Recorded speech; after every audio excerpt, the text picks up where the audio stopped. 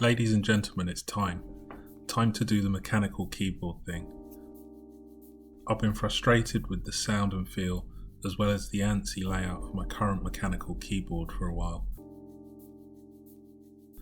So I started browsing some of these sites you're seeing here and decided to dive into the wonderful world of custom mech builds.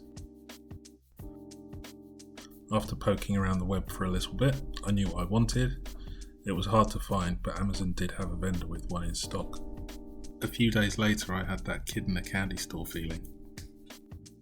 I went for this GMMK TKL kit. It comes in this nice black and orange colour scheme packaging. Quite fetching, don't you think?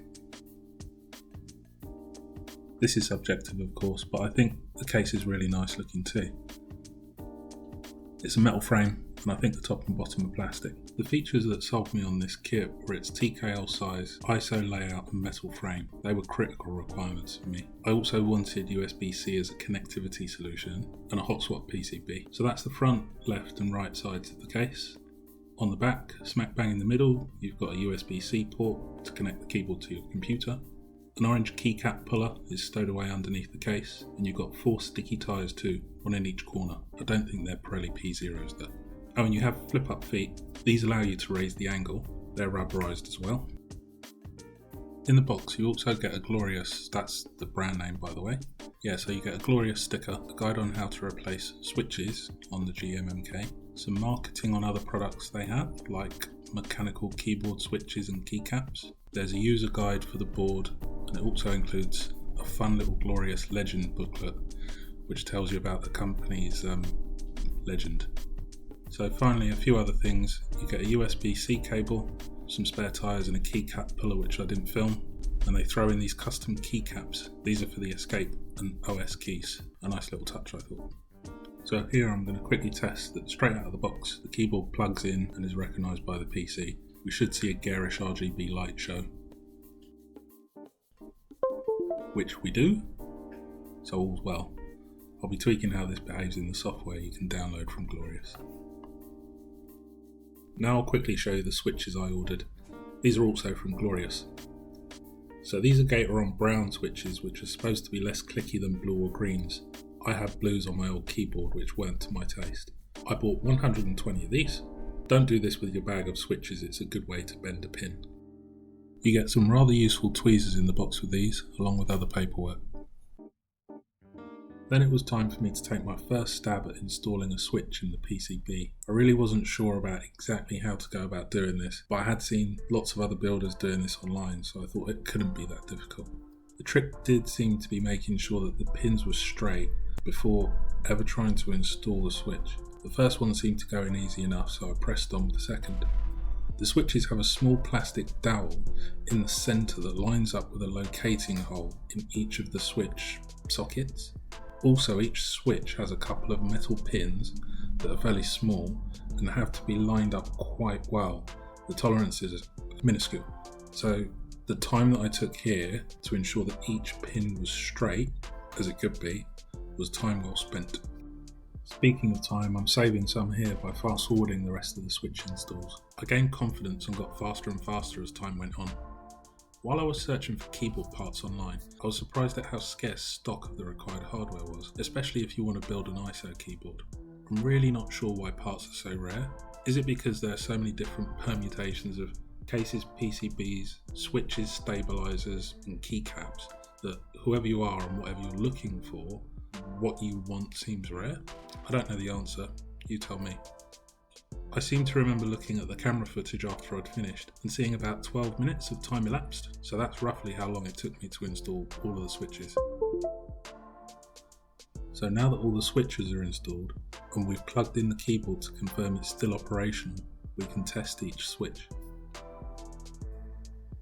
The website that I'm going to use to do this is called Keyboard Checker. It's a great site. It allows you to hit each key in turn and just make sure that every single one of them is functional. And as you can see, I've got an issue with my semicolon key. As I mentioned, there's a switch removal tool included in the box of bits with the GMMK kit. I used that to remove the switch that wasn't working. It's a bit fiddly, but I got it done. After I removed it, I could see one of the two metal pins had actually been squashed flat against the base of the switch's moulding instead of being inserted into its socket. If you squint, you might just be able to make it out here. This is where that handy little pair of tweezers come into play.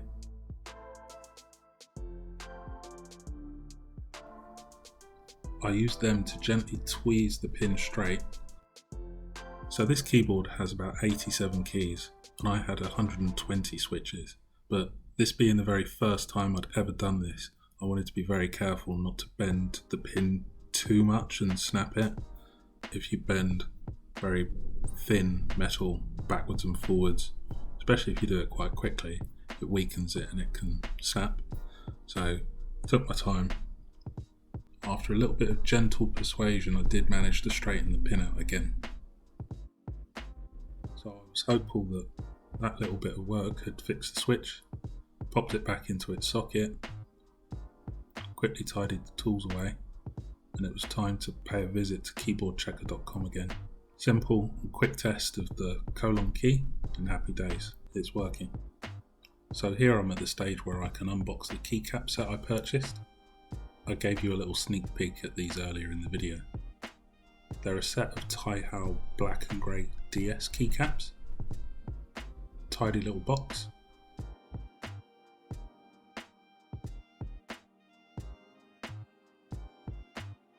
That I eventually managed to open. Tai-Hao were able to ship these to me all the way from Taiwan to the UK in under a week. I was impressed, especially after I wasn't able to find a set I really liked anywhere in Europe that I could get with an ISO modifier kit. You get a keycap puller and an additional special number 8 key with this set. So here's the 8 key ISO set, same vendor. The alphanumerical keys are all light grey and the modifiers are almost black. Actually, I think they're more of a dark grey.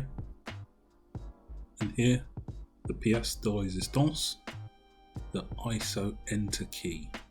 Oh yeah.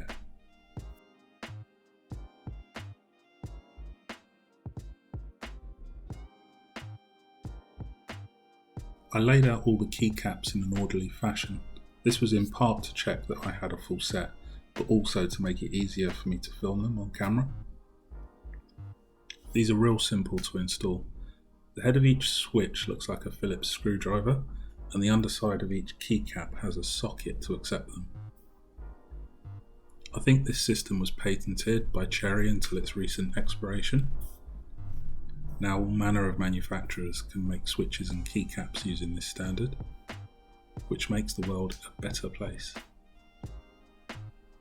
I'll keep quiet for a bit here coming up, so you can hear what the keyboard sounds like while I give it an initial test, just after I've installed all the keycaps.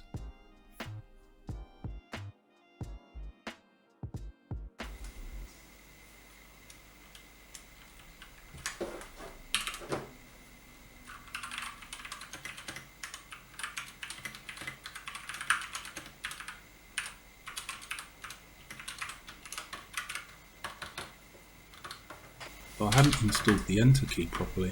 I had to press down on it quite firmly a few times, give it a few taps, and then it sorted itself out, working properly. I think I just hadn't pressed it down properly on the stabilizers. So I was done. My first mech build was complete. I have to say that if you're even remotely tempted to try this yourself, don't hesitate. If you're like me and have to use a keyboard in your 9 to 5 every day, the enhanced experience that one of these, built to your own liking, gives is worth every penny. Yeah, there are a lot of pennies. This cost me £211 and 4 pennies. But I now look forward to typing so much more than before, and I'm far from being a great typist. Speaking of typing,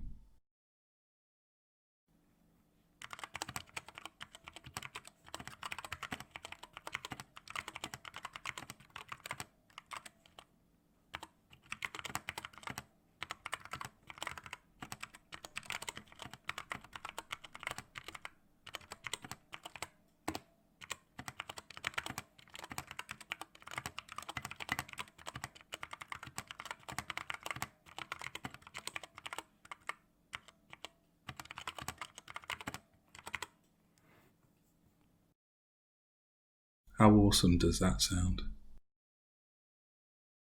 And how cool does this look? Ladies and gentlemen, we're at time.